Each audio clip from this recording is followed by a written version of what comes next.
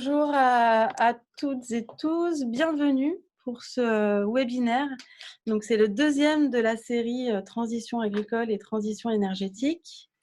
Alors, on a 130 inscrits, donc là, il y a 47 participants. Je vous propose qu'on commence tout doucement, mais sûrement.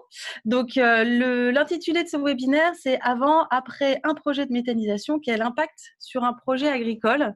C'est un webinaire qui est co-organisé par donc Énergie Partagée, Enercop et Terre de Liens, et c'est le produit d'un travail en collectif entre nos trois structures pour pouvoir apporter des éléments de réponse à nos réseaux respectifs et particulièrement aux agriculteurs, paysans qui se posent des questions sur comment développer des énergies renouvelables en milieu rural et en particulier sur leur exploitation agricole, en lien avec leur exploitation agricole. Donc, on fait ce webinaire qui est aussi issu d'un travail de partenariat avec Solagro et Negawatt, un travail de pouvoir apporter de la connaissance sur les différentes filières renouvelables et dont la méthanisation. Donc, Solagro, en partenariat donc, avec Enercop, Énergie Partagée et Terre de Liens, a rédigé deux articles. Un premier qui est « Comprendre la méthanisation agricole » et un second qui est « La méthanisation est-elle synonyme d'intensification de l'agriculture et de pollution ?»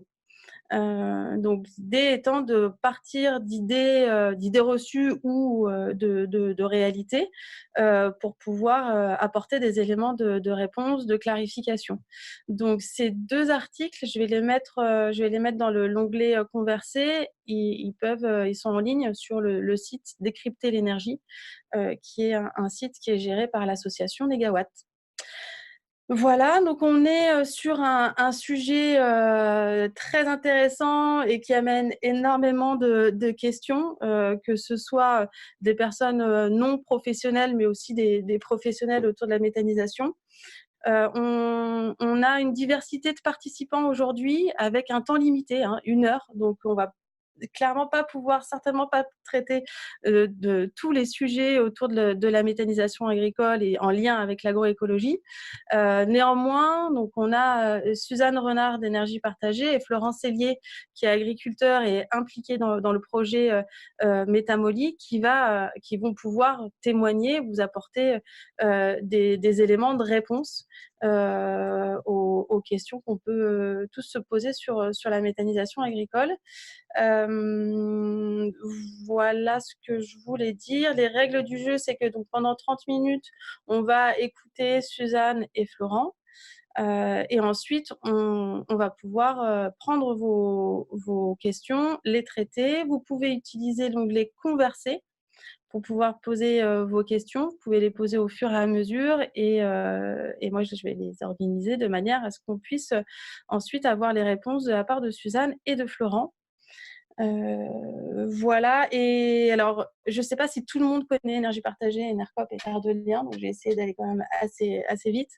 Donc, Énergie Partagée, nous, on est un réseau d'acteurs qui participent à développer des projets d'énergie renouvelable sur les territoires. Donc, ça veut dire que ce sont des collectivités territoriales, des agriculteurs, des groupes de citoyens qui s'organisent ensemble pour pouvoir développer des projets d'énergie renouvelable localement et collectivement, de manière à ce que ça permette de servir le développement économique et social du territoire. On a Enercop, qui est le fournisseur d'électricité 100% renouvelable et coopératif, et Terre de Liens, qui est un mouvement qui est à la fois une foncière et aussi une association pour se réapproprier les terres agricoles. Voilà, je pense que je vais me taire pour le moment et puis donner surtout la parole à Suzanne et Florent, et on commence avec Suzanne Renard pour une présentation avec quelques slides. Voilà, je te laisse. Ouais. Je vais intervenir pendant à peu près 15 minutes et Florent ensuite va pouvoir témoigner sur un projet concret qui est un des projets qui a été accompagné par Énergie Partagée. Et là, en 15 minutes, le but, c'est de brosser un peu le panorama de la méthanisation, le panorama de qu'est-ce que c'est et de quels sont ses impacts. La méthanisation, c'est à la fois une production d'énergie renouvelable, mais c'est aussi un outil pour le monde agricole. Et donc, dans ce sens-là, on est à la croisée de plein d'enjeux. Donc là, ce qu'on ne va pas faire aujourd'hui, c'est apporter des réponses. Par contre, ce qu'on va faire, c'est essayer d'arriver à se poser des bonnes questions. Et Florent va apporter quelques premières réponses sur le cas particulier de l'unité de Métamolie. Donc juste sur la méthanisation, de quoi parle-t-on? Donc on est bien sur une production d'énergie qui est basée sur des transformations de résidus agricoles, d'effluents d'élevage et potentiellement aussi de biodéchets, de déchets de l'industrie agroalimentaire. Donc là, au centre, vous avez le digesteur, donc l'unité de méthanisation, qui va être à la fois, c'est sur la partie gauche, en lien et intégré en fait dans un système agricole, avec donc de l'épandage du digestat, qui est le résidu solide produit par la méthanisation. Donc le digestat, il va être épandu dans les champs et utilisé comme un amendement et un fertilisant.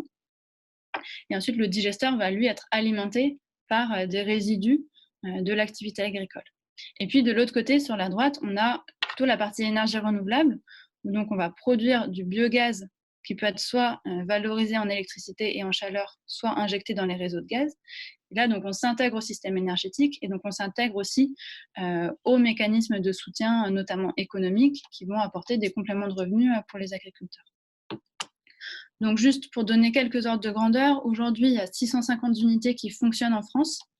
Il y en a à peu près 500 qui produisent de l'électricité et de la chaleur et une centaine qui produisent du gaz qu'ils injectent dans les réseaux. Donc on reste sur une production d'énergie renouvelable qui est assez faible dans le mix énergétique puisque ça représente environ 0,5% des productions ou des consommations annuelles. Mais on est sur une forme d'énergie qui se développe de plus en plus, pour lequel il y a eu du soutien public et donc qui peut susciter des questions, des réflexions. Je voulais aussi faire un point sur le cadre réglementaire français, parce qu'on entend souvent beaucoup parler du modèle allemand. Et donc juste là aussi, d'un point de vue réglementaire et de où est-ce qu'on en est en France aujourd'hui, on a un plafond pour les cultures dédiées. Donc le modèle français, il s'est vraiment développé sur les résidus agricoles, les effluents d'élevage et les biodéchets. Et donc, il y a un plafond à l'intégration de cultures dédiées dans le méthaniseur, qui est une limite de 15%. Et après, il y a aussi un malus économique pour les projets de méthanisation qui injectent du gaz dans les réseaux de gaz. Ensuite, en termes de risques et de bénéfices, de quoi parle-t-on? Donc, on peut entendre de très nombreux risques et des craintes par rapport au projet de méthanisation. Donc, à la fois sur des enjeux agricoles, donc sur des bilans azotés, la réduction de la vie microbiologique du sol ou du carbone dans le sol, à la fois sur des questions de modèle agricole, donc intensification des élevages, perte de priorité aux cultures alimentaires, et puis aussi des questions sur les modèles de déchets. Est-ce que mettre en place un méthaniseur, ça ne va pas nous forcer à continuer à produire beaucoup de déchets? Est-ce qu'on ne va pas retrouver ensuite du plastique dans les champs, etc. Mais on entend aussi beaucoup parler des bénéfices de la méthanisation. Donc une réduction du recours aux engrais azotés, le fait de pouvoir apporter de l'azote local en agriculture biologique, des évolutions dans, là aussi, les systèmes agricoles avec la mise en place de couverts ou des changements dans les pratiques de paillage. On entend aussi en termes d'énergie que pour le coup, on est bien sur une production d'énergie renouvelable qui va venir se substituer à du gaz fossile importé notamment, et un renforcement économique des fermes. Donc voilà, vous voyez que sur des mêmes aspects, on peut voir et des risques et des bénéfices. Et en fait, tout ce qu'on va essayer d'amener aujourd'hui, c'est de montrer que ce qui est important, c'est comment est-ce que chaque site est développé et qu'en fait, on ne pourra pas dire la méthanisation a tel effet systématiquement sur tous les sites. Donc, l'état des lieux des connaissances, pour le coup, des impacts de la méthanisation, déjà, c'est de partir du constat qu'aujourd'hui, il y a une diversité d'installations, des petites méthanisations agricoles à la ferme, des méthanisations agricoles collectives qui rassemblent une dizaine et parfois plus d'agriculteurs, des méthanisations agricoles collectives qui parfois vont aussi traiter des déchets du territoire. Donc, par exemple, c'est le cas de Métamolie, ou des installations industrielles qui ont été développées par des acteurs industrielle ou de l'industrie agroalimentaire. Donc tout ça déjà, c'est des installations qui sont toutes très différentes en termes de matières traitées, en termes de politique d'intégration des agriculteurs dans les décisions dans le projet, et puis sur le lien au territoire, comment est-ce que le digestat va être répandu et qu'est-ce qu'on consolide comme modèle agricole ou comme modèle de déchets. Donc il y a vraiment des enjeux qui sont multiples, et en fait, souvent la méthanisation, c'est une entrée, on y rentre par les énergies renouvelables, du moins à énergie partagée, c'est nous le trajet qu'on a fait. Et en fait, on voit bien que les questions qui se posent, c'est des questions autour des modèles agricoles. Donc là, c'est aussi comment est-ce qu'on arrive à bien se poser les questions et à se dire qu'est-ce qui est de l'ordre de la production de biogaz et qu'est-ce qui est de l'ordre du modèle agricole auquel elle s'adosse. Et en fait, là, on va être sur des évolutions et des trajectoires qui ne sont pas toujours à la même vitesse, et l'un peut permettre à l'autre d'évoluer. Et voilà, tout ça, c'est un peu la poule et l'œuf aussi. Donc, c'est à quels endroits on est dans des modèles dominants, à quels endroits on arrive à construire des alternatives. En termes d'impact environnementaux, donc il y en a là donc à court, à moyen, à long terme, puisque substituer une énergie par une autre, c'est un impact direct. Faire évoluer des pratiques agricoles, c'est des impacts à 5, 10, 15 ans. Donc là aussi, en termes de temporalité des changements, on n'est pas sur les mêmes dynamiques. Et puis clairement, on a des impacts sur tout l'environnement, donc l'air, les sols, l'eau, la biodiversité, et donc au sens large, le climat. On voulait vous faire l'état des lieux un peu du corpus de connaissances qui vraiment s'est étoffé ces dernières années, qui s'est aussi étoffé dans nos mouvements. Donc que ce soit à travers les travaux de France Nature Environnement qui a fait un métascope, donc c'est un livret d'analyse pour se positionner sur les projets, et puis qui a aussi porté un séminaire scientifique l'année dernière. L'étude Metalae, donc la méthanisation comme un levier pour l'agroécologie, qui a été pour le coup une étude qui n'a pas étudié les sites de méthanisation, mais qui a étudié l'évolution des fermes sur lesquelles étaient implantés des sites de méthanisation. Et puis là, on sort d'une année de travail au niveau de la filière qui a été portée par le WWF pour construire un cadre de référence et de durabilité qui recense tout le corpus d'études et de questionnements, et donc qui recense cette multitude d'études techniques aussi qui ont été portées par l'INRA, par Arvalis, par l'IFP Énergie Nouvelle, et par énormément d'autres acteurs, à la fois scientifiques et de terrain. Et donc, tout ce corpus, toutes ces réflexions sur lesquelles on capitalise, elles sont aussi, elles se mettent en regard à la fois de positionnement d'acteurs, c'est-à-dire dans le monde agricole, il y a différentes organisations agricoles qui prennent des positions différentes sur la méthanisation, et puis il y a aussi en regard une mise en perspective par des scénarios prospectifs, donc à plus long terme. Donc là, il y a deux scénarios qui sont importants, After 2050 et puis le scénario pour une Europe agroécologique de l'IDRI, qui permettent aussi du coup de remettre la méthanisation en lien avec plus généralement la transformation du secteur agricole et la transformation du secteur de l'énergie.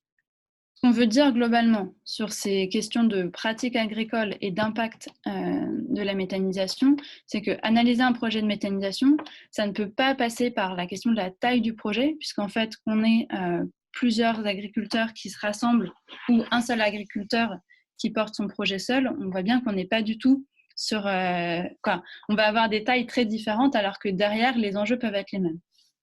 Donc vraiment, ce qui est important, c'est la typologie des projets. Donc là, Metalae a travaillé à des typologies qui sont intéressantes, notamment sur la place des agriculteurs dans la gouvernance des projets. Donc à quel point est-ce que les agriculteurs vont bien pouvoir avoir une méthanisation au service de leur projet agricole. Et puis à la fois France Nature Environnement et nous, Énergie Partagée, on a travaillé sur des grilles d'analyse qui comportent des critères, donc qui sont structurés en lignes rouges, points de vigilance et bonnes pratiques. Et donc là aussi, de pouvoir vraiment questionner les projets à l'aune de leur contexte, de leur point de départ, et donc d'avoir un certain nombre de critères qui permettent de questionner ça projet par projet. Globalement, on a 3 questions fortes sur les systèmes auxquels s'adosse la méthanisation.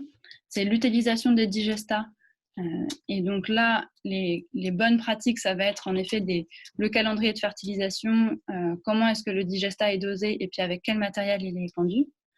Une autre question forte, c'est la culture des cives, donc c'est cultures intermédiaires à vocation énergétique. Et donc là, ça va être des couverts qui vont être cultivés entre deux cultures principales et qui peuvent être apportés à des méthaniseurs. Et donc là, les questions qui se posent, c'est quels sont les besoins de ces cultures-là, en termes d'eau notamment, et parfois en termes d'apport azoté. Et en fait, comment est-ce que l'introduction de ces cultures, elle fait évoluer les assolements, elle fait évoluer le stock de carbone dans le sol. Et puis le troisième axe sur lequel on structure la réflexion sur les impacts, c'est l'incorporation des biodéchets et la compatibilité avec l'agriculture biologique. Donc ça, c'est vraiment les trois dimensions majeures sur lesquelles on se pose encore des questions, sur lesquelles il y a des projets de recherche qui sont en cours et sur lesquels on ne peut pas apporter des réponses qui valent pour tous les projets, puisque en fait, d'un projet à un autre, on aura des réponses très différentes. Mais c'est bien ça, les points qu'on étudie dans les projets de méthanisation. Suzanne, il y a une question de... Ouais. Il y a une question de clarification là, quand tu parlais des 15% de cives, c'est ça? Non, de culture dédiée. De culture dédiée, est-ce que c'est 15% des apports ou 15% des surfaces? C'est 15% des tonnages, des apports en tonnage. Que veut dire cive? Culture intermédiaire à vocation énergétique. Donc, c'est des cultures qui sont cultivées entre deux cultures principales. Et donc, le troisième élément sur lequel on va analyser les sites de... Quoi? Pardon, je répète. Du coup, le premier point, c'est on a des critères et pas une question de taille. Le deuxième point, c'est on a trois questions majeures qui sont les digestats, la cive et l'incorporation des biodéchets. Et le troisième élément, c'est qu'est-ce qu'on analyse sur ces trois axes-là. Et donc majoritairement, c'est la question des flux d'azote, la question du carbone dans le sol et la question de la vie du sol et de la biodiversité. Et donc c'est vraiment ces trois enjeux-là qui sont importants dans les analyses des impacts environnementaux et des impacts agricoles et qui vont pouvoir être analysés uniquement en fonction des typologies des projets. Là, je voulais vous faire part des résultats de l'étude Metalae. Donc, l'étude Metalae, ça a été un suivi sur 3 années de 46 fermes qui ont installé un méthaniseur. Et donc, c'était de pouvoir comparer avant et après, que se passe-t-il. Donc, par rapport à une des craintes qui est que la méthanisation va permettre l'intensification de l'agriculture et donc notamment l'agrandissement des surfaces. On voit qu'en moyenne, ces fermes-là, elles se sont moins agrandies que la moyenne française pendant la même période. Sur la réduction de la fertilisation azotée, donc là, le panel de fermes étudiées était un panel de fermes en conventionnel et en bio, mais donc il y avait une consommation moyenne d'engrais azotés. Et donc, on a une réduction de 20% de cette consommation-là sur le périmètre de l'étude. Il y a aussi une réduction des consommations énergétiques des fermes, puisqu'on a une autoproduction en local dont peuvent parfois bénéficier les fermes. Donc là aussi, 15% des fermes qui sont devenues à énergie positive. Et puis, globalement, ce qui est aussi observé, c'est une réduction des émissions de gaz à effet de serre des fermes, en plus de l'énergie renouvelable qui est vendue par la ferme. Donc ça, c'est des premiers éléments quantitatifs de suivi dans le temps sur justement avant-après, qu'est-ce qu'un projet de méthanisation a changé sur des exploitations agricoles. Donc ça, c'en est fini pour mon tour global. Donc je suis bien consciente que c'est un panorama très rapide. C'est vraiment une première introduction aux synthèses qui ont été faites, notamment donc, dans les fiches qui sont disponibles sur Décrypter l'énergie.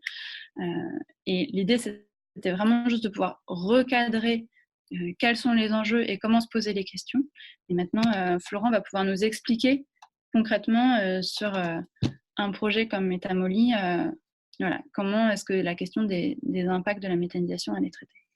Donc, bonjour tout le monde, Florent Cellier, je suis agriculteur sur la commune de Pomey, dans le Rhône, dans les monts du Lyonnais, c'est entre Lyon et Saint-Étienne, à mi-chemin entre Lyon et Saint-Étienne. Donc, je suis en GEC à 3 associés en production laitière, vaches laitières. Et donc, nous sommes posé la question de la méthanisation il y a maintenant 7 ans, en 2012. où on avait un projet, où on avait réfléchi à la méthanisation en se disant les vaches polluent, comment ça se fait, comment est-ce qu'on peut travailler mieux. Et on a une grosse habitude de travailler en collectif sur le secteur via les réseaux CUMA, donc coopératives d'utilisation du matériel agricole. Donc on s'est rapidement posé la question de faire une méthanisation en collectif plutôt qu'en individuel, ce qui nous permettait d'avoir un outil collectif de mise aux normes des bâtiments d'élevage également, quoi. La communauté de communes a lancé une étude en 2012 sur le potentiel de méthanisation sur le secteur, qui s'est avéré positif. Donc de là est sorti un groupe d'agriculteurs, de 12 agriculteurs, 6 exploitations, 12 agriculteurs. Donc 5 exploitations en vaches laitières et une exploitation en bovin viande. Et donc le groupe s'est lancé à cette époque-là. Donc la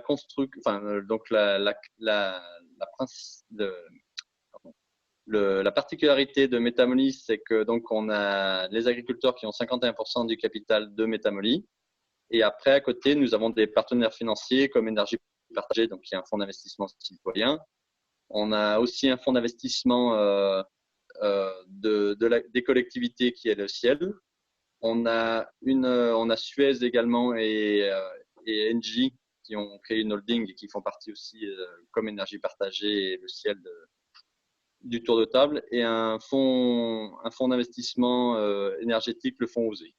Et puis aussi notre courtier en banque, Nicolas Malin, qui fait partie du tour de table. Donc en gros, Métamoly, c'est 51% d'agriculteurs, et après les autres actionnaires sont entre 13 et 15%.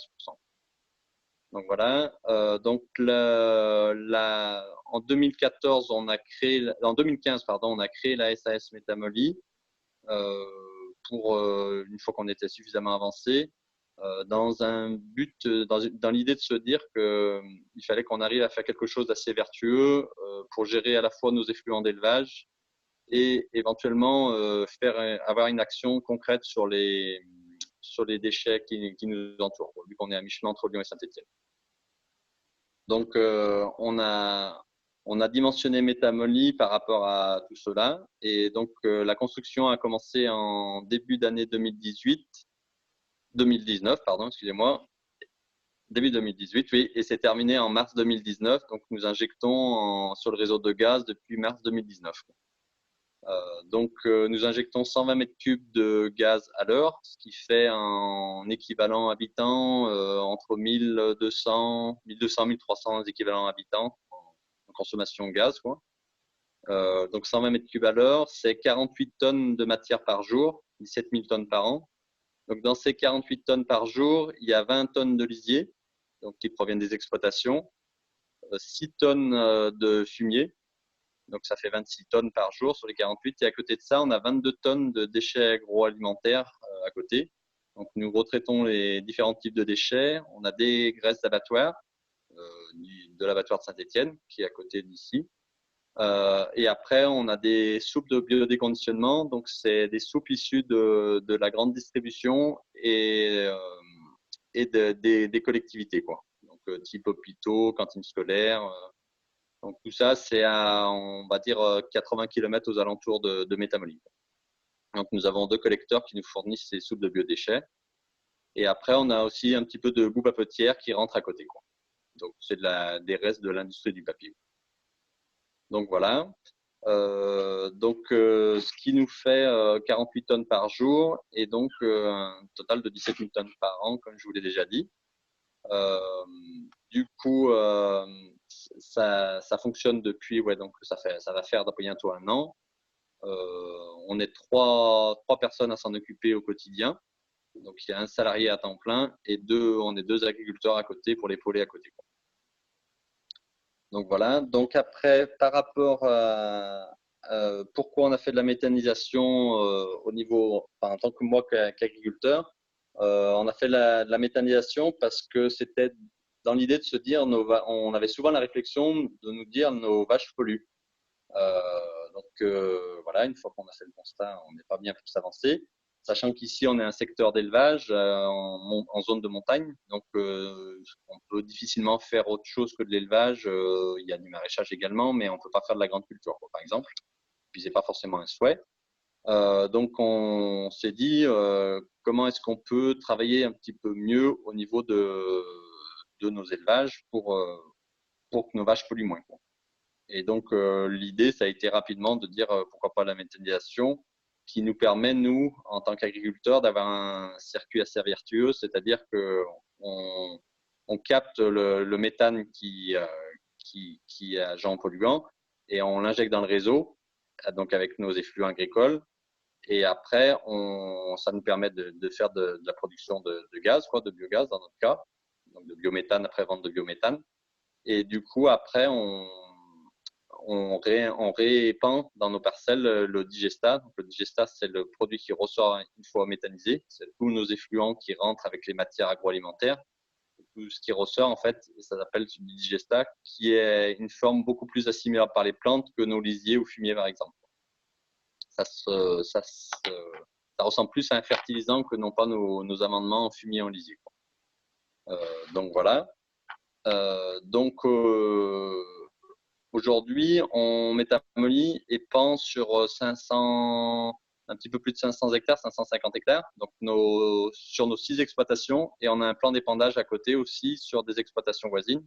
Parce que l'idée, c'est vraiment de se dire d'optimiser les épandages, que ça ne soit pas que seulement un coût. C'est vraiment de le valoriser au maximum pour limiter la dépendance aux engrais chimiques.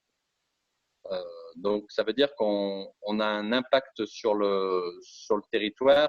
Enfin, on va avoir, parce que c'est la première année, mais on va avoir un impact sur le territoire en disant on va arriver à fertiliser un petit peu plus que sur nos exploitations. L'idée, c'est pas forcément de saturer nos exploitations, c'est d'utiliser le digestat qu'on a besoin pour fertiliser nos cultures à la bonne époque, quoi, c'est-à-dire quand la plante pousse, et aussi de faire de la fertilisation sur les exploitations voisines. Donc, en gros, aujourd'hui, on a 2 tiers à 3 quarts des épandages qui se font sur nos 6 exploitations et un tiers à un quart qui se font sur les exploitations voisines. Donc, voilà. Après, dans les sujets que j'ai entendus un petit peu, il y avait le carbone dans le sol, qui est un vrai sujet, un sujet qui nous a interpellés tôt, qui nous interpelle encore. En fait, le principe de la méthanisation, c'est de brûler brûler du carbone, quoi. Donc carbone qui n'est plus disponible dans le sol, donc qui peut avoir des limites dans le temps, quoi, du coup, parce qu'en fait, une vie du sol, c'est un rapport carbone sur azote, quoi. Donc l'azote, on sait l'apporter facilement par le digestat, mais si on baisse trop notre niveau de carbone, ça veut dire qu'on baisse notre rapport C sur N. Et du coup, l'équilibre du sol peut être à moyen terme, on peut avoir une chute du taux de matière organique, quoi. Donc, on se pose des questions là-dessus. On est novice. C'est une filière qui est assez nouvelle également. Donc, on travaille dessus en apportant des déchets verts pour pallier à ce manque de carbone, quoi. L'idée, c'est pas forcément de dire il y a un manque de carbone, c'est de dire au cas où il y a un manque de carbone, on ne veut pas baisser notre taux de matière organique qui est relativement stable dû aux effluents agricoles, quoi. Donc voilà. Donc le C sur N, mais on travaille dessus avec un ancien de l'ISERA qui nous suit pour savoir comment on optimise notre vie du sol et comment on la maintient dans le temps. Donc voilà. Au niveau des cultures énergétiques, au niveau de métamolie, donc les cultures énergétiques, c'est les cives, comme l'a dit Suzanne. Chez nous, il y en a, on va dire pas. C'est pratiquement pas, mais on va dire même pas. C'était un souhait du départ de ne pas les développer pour une question d'éthique, parce qu'on est sur une zone d'élevage où on a des à-coups climatiques de plus en plus importants et resserrés dans le temps. Donc,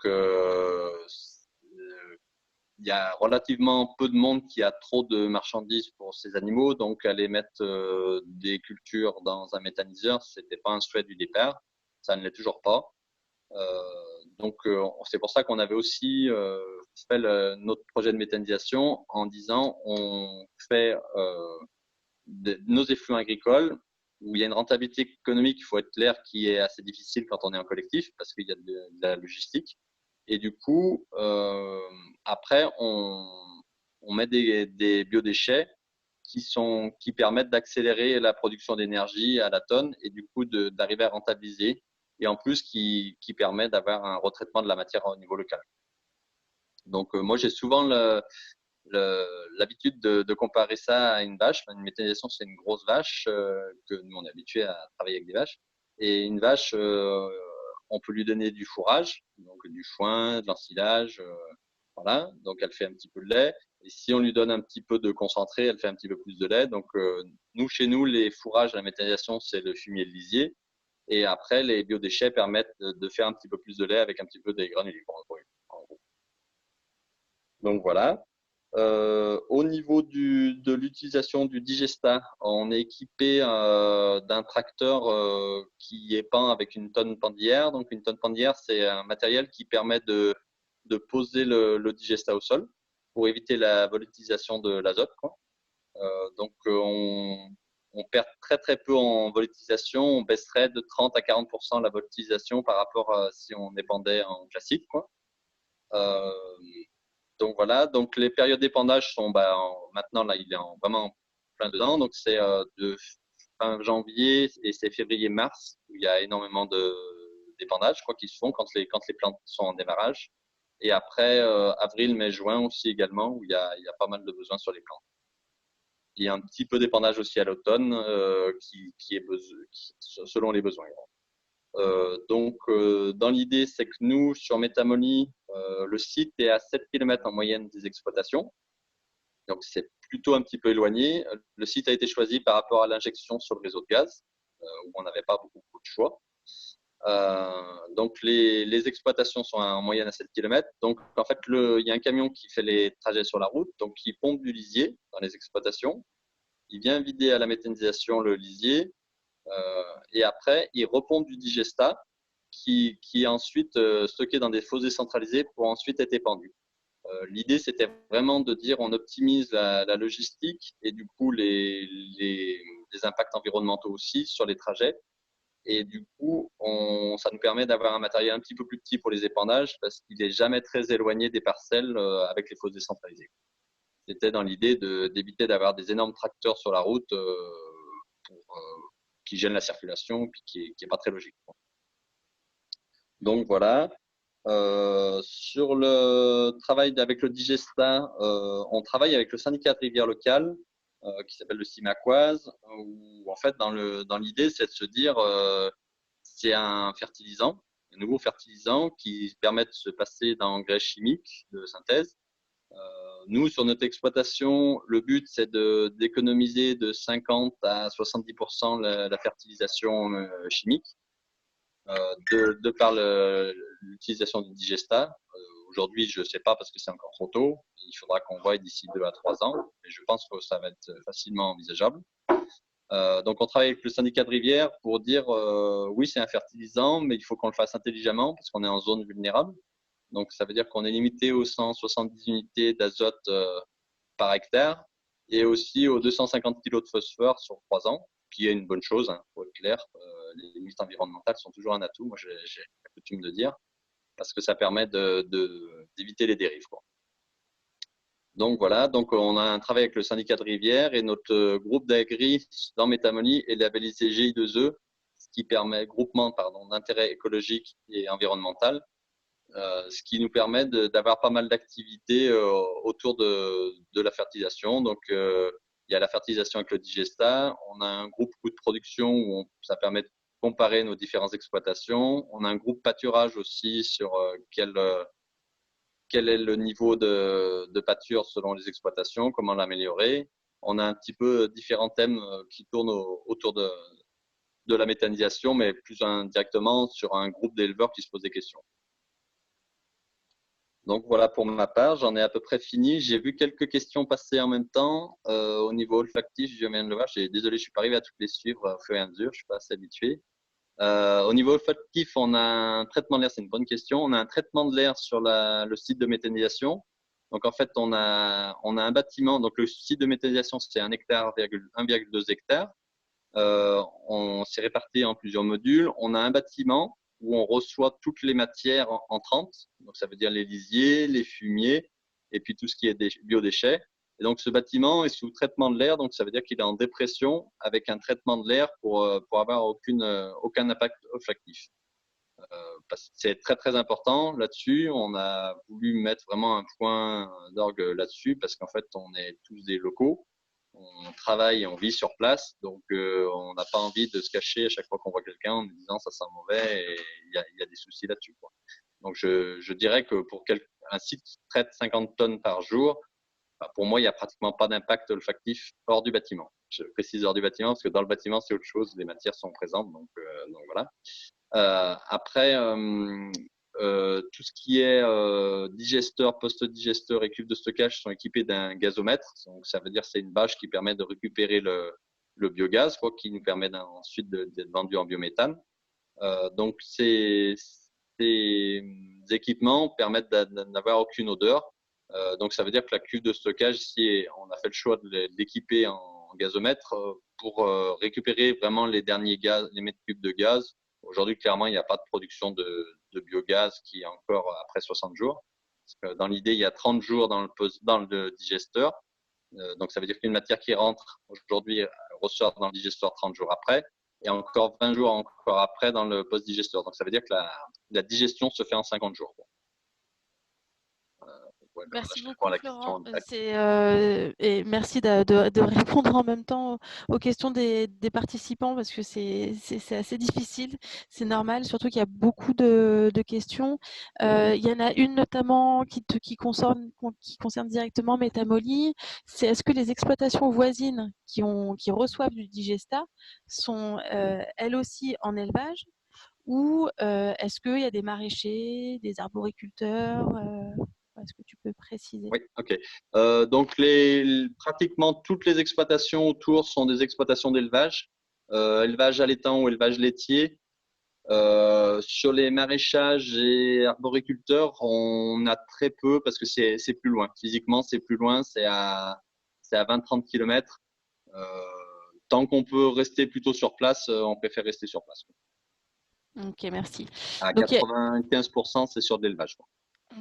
merci. Il y a d'autres questions qui concernent aussi plus globalement les projets de méthanisation. Donc, il y a Suzanne qui va répondre notamment à 3 questions.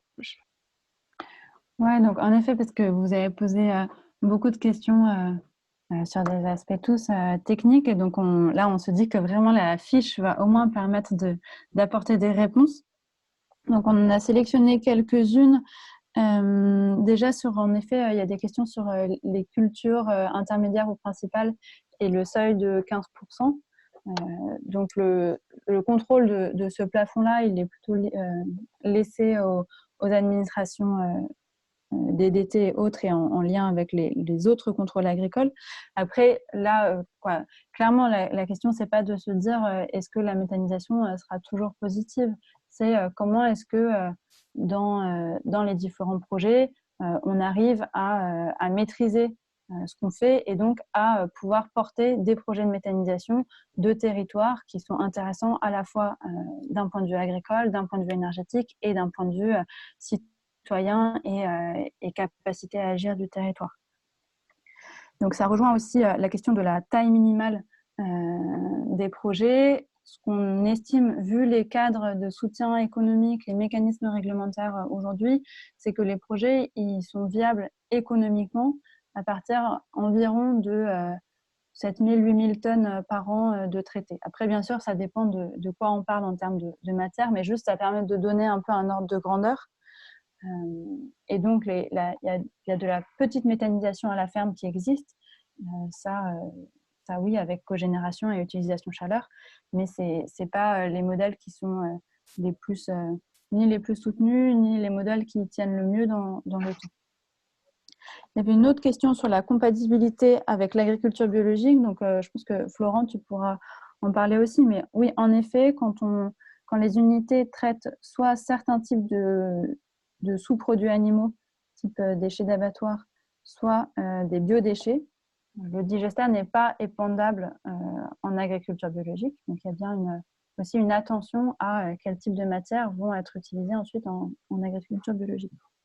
Mais ça, c'est une question encore plus large hein, sur le cahier des charges de la bio et sur est-ce qu'aujourd'hui c'est possible, comment est-ce qu'aujourd'hui on arrive à fertiliser les cultures en bio et qu'est-ce qui est autorisé, qu'est-ce qui n'est pas autorisé. On reste encore sur des compromis aujourd'hui.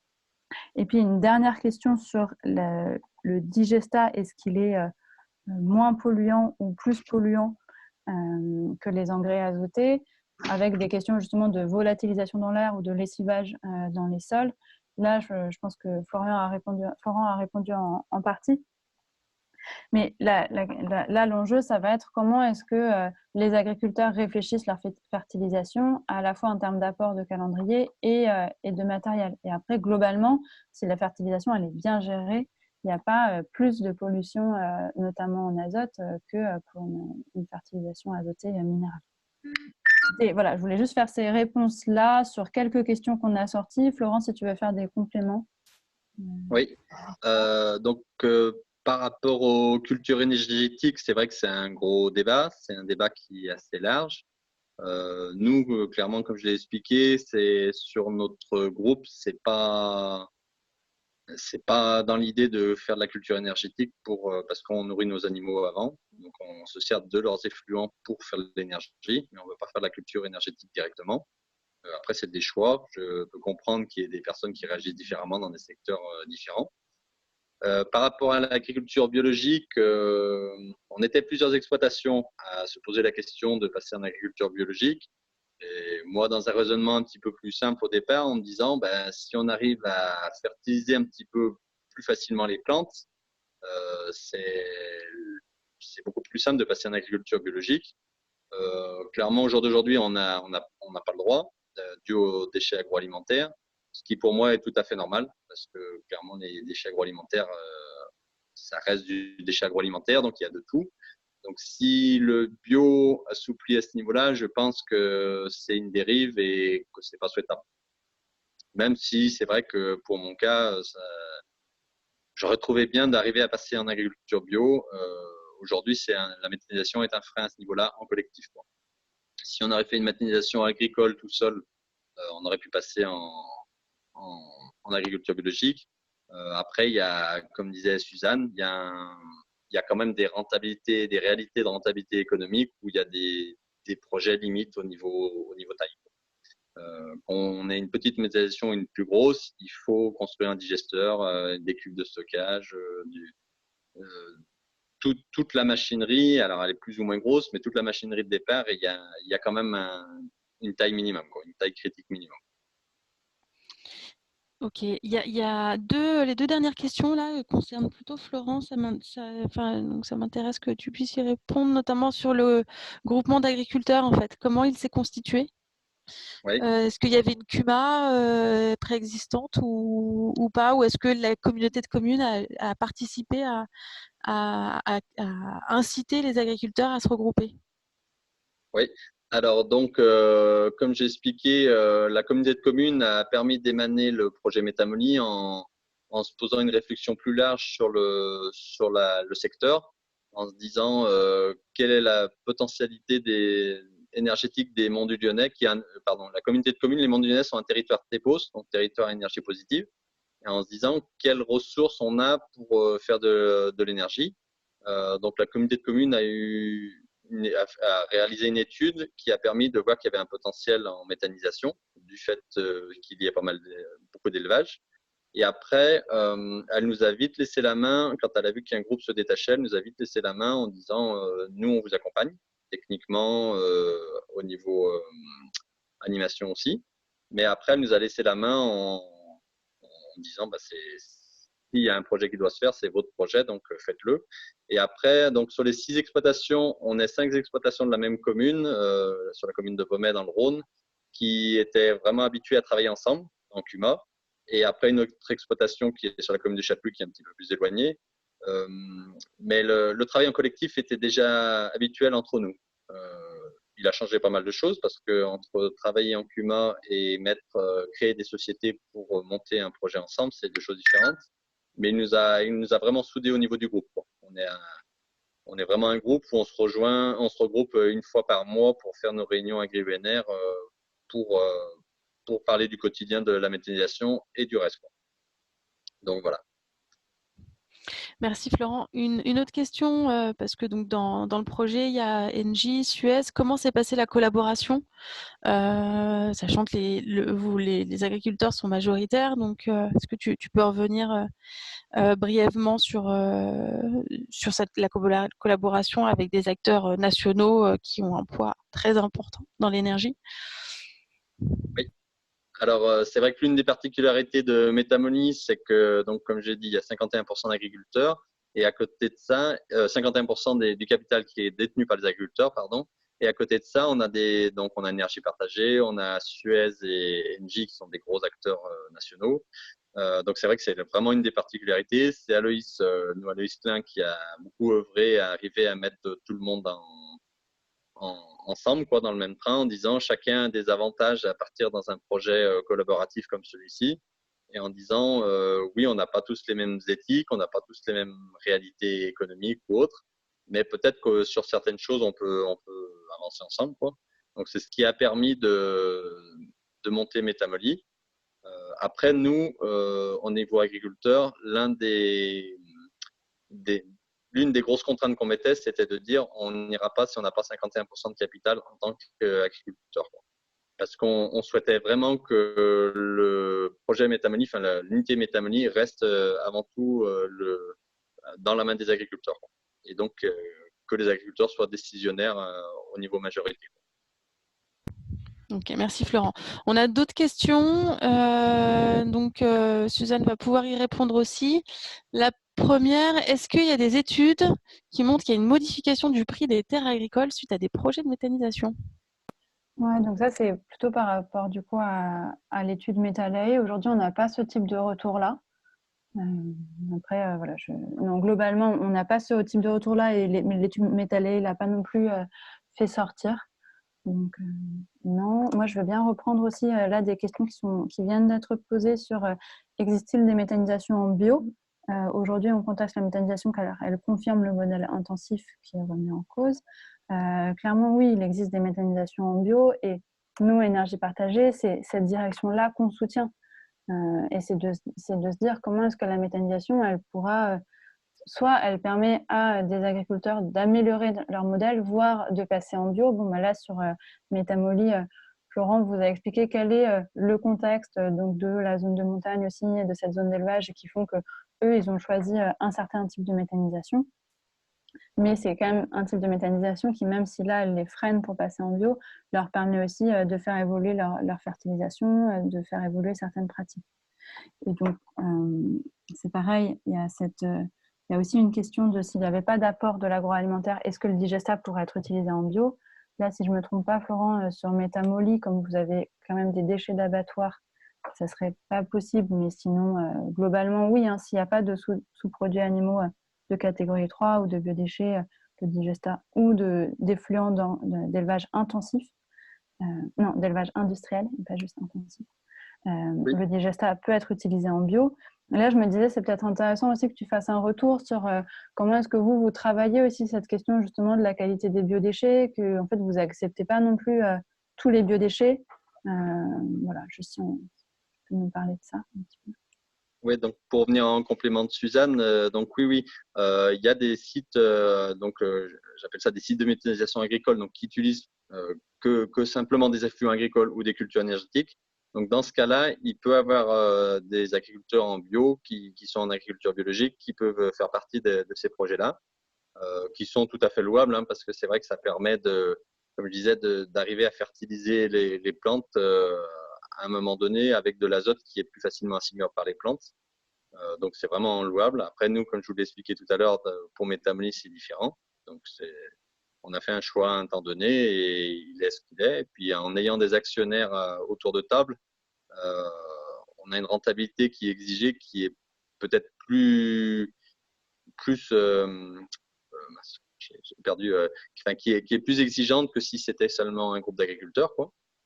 Donc, il faut être clair à ce niveau-là aussi. Après, nous, au niveau des biodéchets, donc oui, c'est vrai que je ne l'ai pas spécifié, on on a la chance de pouvoir et l'exigence de trier les biodéchets qui arrivent en entrée. On avait prévu certains types de biodéchets qu'on a refusés plusieurs fois parce que c'était pas propre.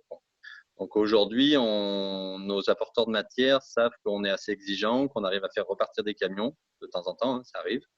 Mais je pense qu'il faut être très exigeant parce que en tant qu'agriculteur, moi, j'ai pas envie d'épandre du plastique dans mes champs. Donc, si on veut ne pas avoir de plastique dans nos champs, il faut les traiter en amont. Mais après, le souci, il est quand même sur l'emballage permanent de tout ce qui est alimentaire, quoi. Et ça, c'est un plus vaste débat, quoi. Ça marche.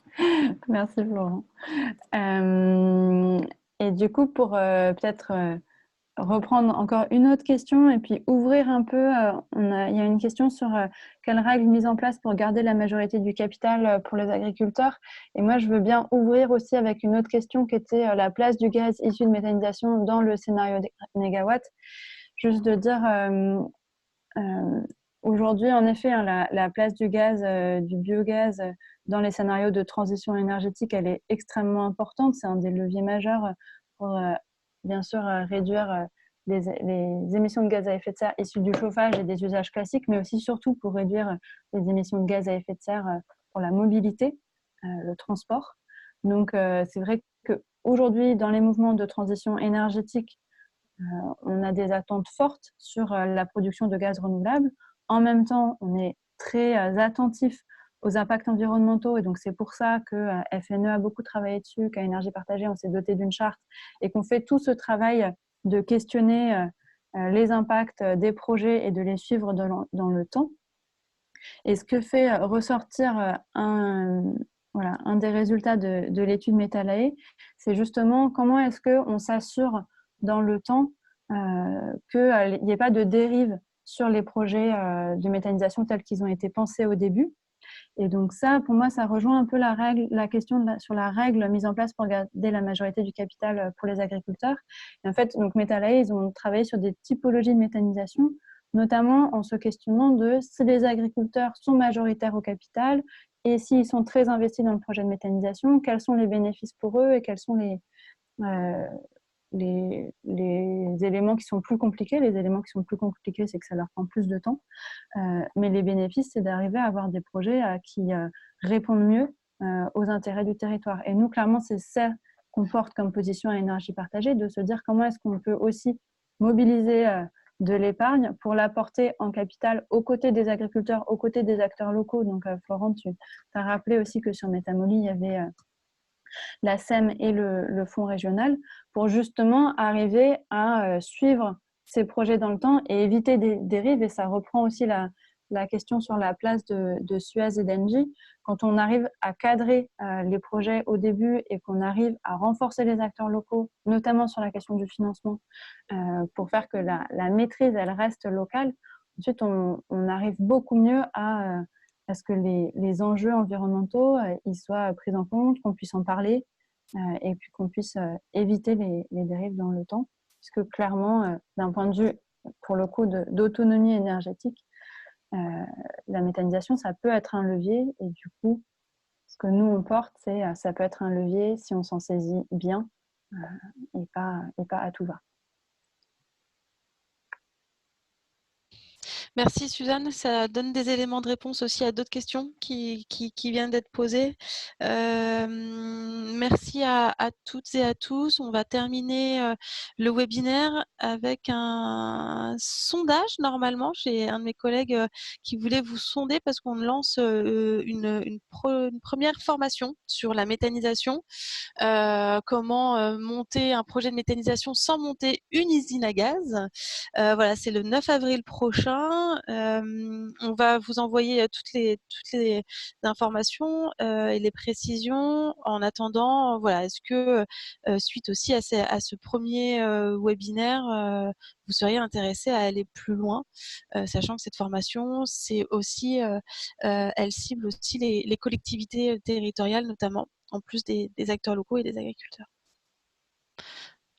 Ok, je crois que là, on est à 70% de votes. Ça continue un peu. Bon, alors, donc 33% se posent encore des questions, 42% non et 8%, 25% pardon, oui. Merci d'avoir joué le jeu. Merci à toutes et à tous. On n'a pas répondu à toutes les questions, notamment plutôt des questions techniques, mais vous allez retrouver des éléments de réponse dans les 2 articles, notamment l'article Comprendre la méthanisation agricole. Ce webinaire a été enregistré. On va vous envoyer à la fois l'enregistrement et la présentation de Suzanne. Voilà, merci à toutes et tous et puis à très bientôt.